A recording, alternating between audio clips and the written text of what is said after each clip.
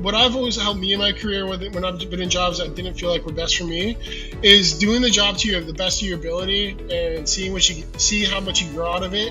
And even if you hate it, like if you just put your best foot forward every day, right? Like sometimes you're in a title with maybe 4 years, 5 years of experience, but then you have somebody who's like in a title that seems a little bit less, but they have like 10 years of experience and they're getting compensated at a much higher level. It's very heavily involved in just knowing what you need, what the need of the company is, and seeing where we're too heavily leveraged on one front, where we need to make up differences on the other front. Hi, good morning. So today I have Nick with us who just got out of phone screening, which means the company that he's working for is actively hiring. He is the leading talent charge and scaling a category defined company with a lens towards inclusion, efficiency, velocity, customer experience, and community. He shares values that focus on leadership, organizational growth hacking, and culture of experimentation and continuous iteration, which is all about supporting innovation while making sure that the company that he works with is all about diversity and inclusion. Let's welcome Nick on 10 Minutes of Hiring Wisdom. Hi, Nick. How are you doing today? Doing well, busy, exciting though. So excited to be here for sure. Thanks for having me. Of course. So, Nick, can you tell us about where you currently work and what your position is within the company?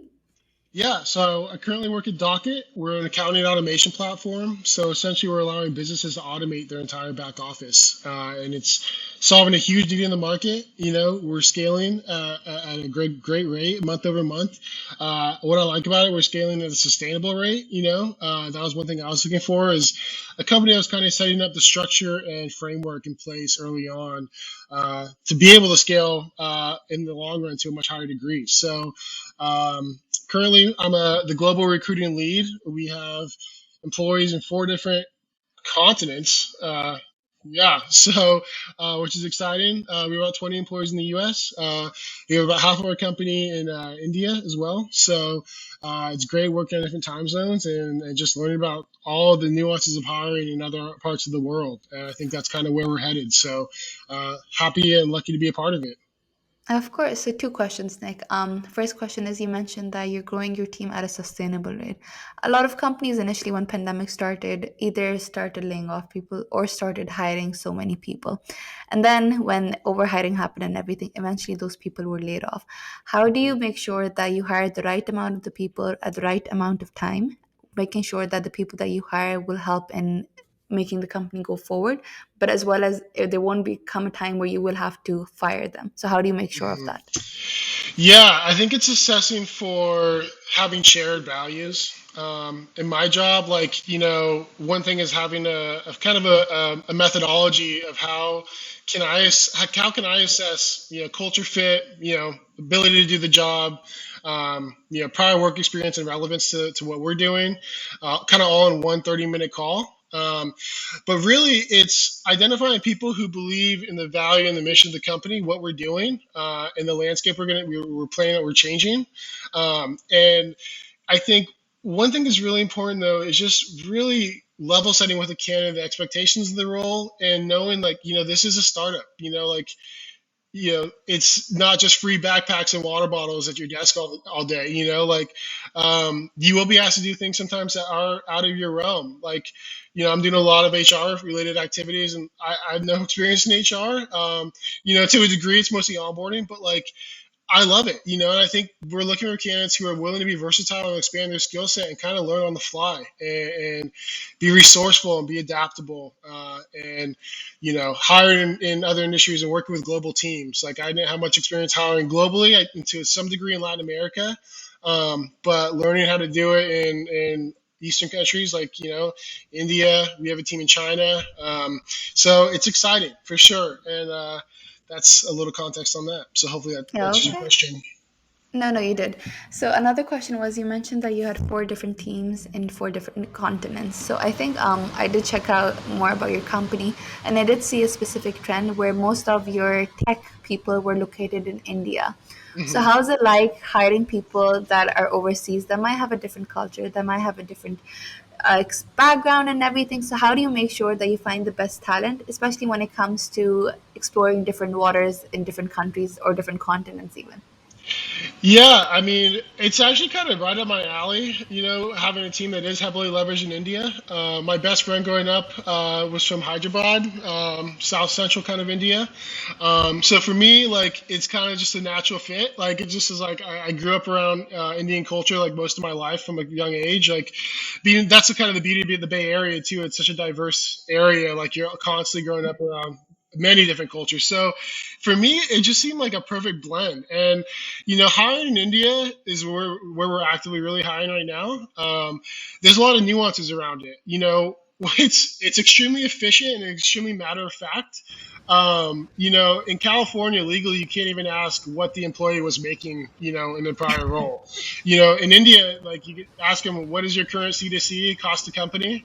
What is your expected cost to company? And what is your notice period length? Like, and you can kind of hammer out some of the key details early on. And so that's been efficient, great from an efficiency standpoint.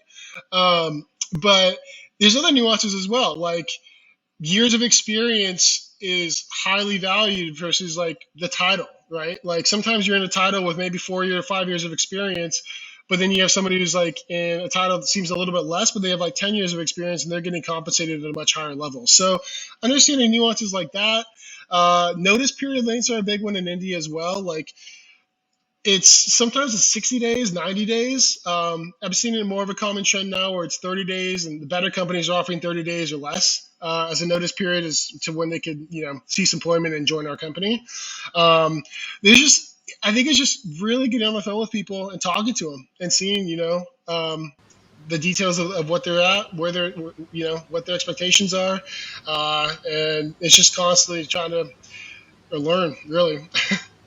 No, no, it makes sense. But I think it would go credit would need to be given to you as well, just because you really need to understand the differences that exist in order to navigate through them. You just can't go with the perspective that, oh, the people in India will be similar to the people in the US, just because everyone has different backgrounds.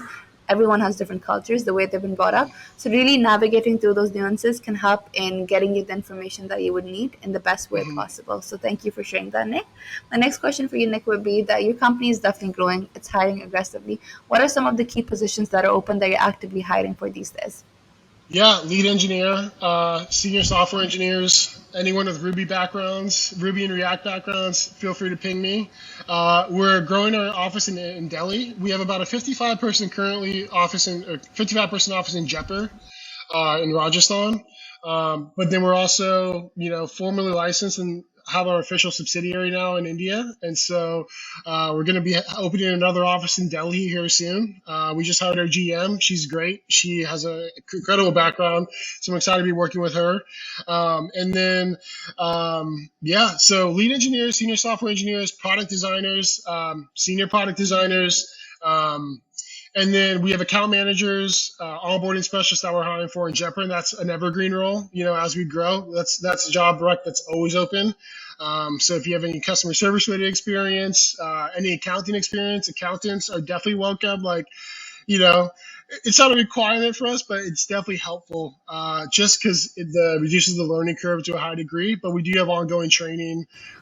We keep up to date on what's going on in the accounting industry, all that stuff. So.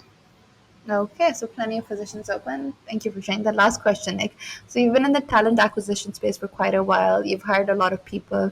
You've onboarded a lot of people. What do you think is some of the key characteristics that allows an individual to be successful wherever they work that you've seen? Uh, I'll talk about recruiting specifically. I think recruiting, like, it's pretty important to have to be a sort of a generalist to a high degree. Like, I'm recruiting across roles for the entire company, right? Whether it's sales, engineering, product, marketing. It's very heavily involved in just knowing what the need of the company is, and seeing where we're too heavily leveraged on one front, where we need to make up, differences on the other front. Um, and you kind of just have to be really versatile, like, and you have to know a job. Obviously, you have to know the job recs and what the expectations of the job are and where they fit on the team.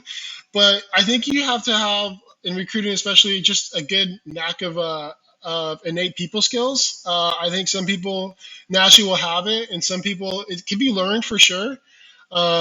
and I think anybody can become a recruiter if they want to. But I think it definitely helps if you've always felt like you've been a people person. Like self-recruiting people are the best. I feel like the best recruiters. I love getting on the phone with people, even if it's someone we're going to pass on. I love learning about people's experiences. I love talking to people. Like I think I'm guilty of talking too much on phone screens and selling the company too much, and getting them excited about it. And so, but just overall, in like whatever field you're going to be in, I think it's just important.